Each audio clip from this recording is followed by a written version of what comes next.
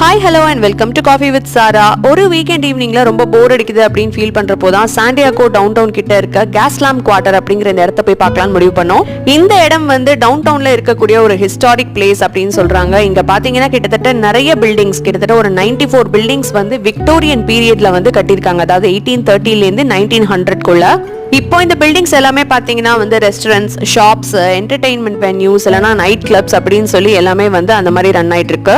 Santiago city எடுத்துக்கிட்டீங்கன்னா அதுல வந்து ஒரு 7-8 முக்கியமான இடங்கள் இருக்கு பாக்குறதுக்கு. ஸோ அதுல வந்து இந்த கேஸ் லேம்பும் ஒன்று. ஸோ கேஸ் லேம்புக்கு வரும்போது நம்ம என்ன பண்ணலாம் அப்படின்னு பாத்தீங்கன்னா, இங்க வந்து கூலா ஒரு வாக்கிங் போகலாம். அதுக்கப்புறம் இந்த ரோட்ல இருக்கக்கூடிய இந்த அவுட்டோர் ரெஸ்டாரண்ட்ஸ்ல உட்காந்து நல்ல சூப்பரான ஃபுட்டு டேஸ்ட் பண்ணலாம்.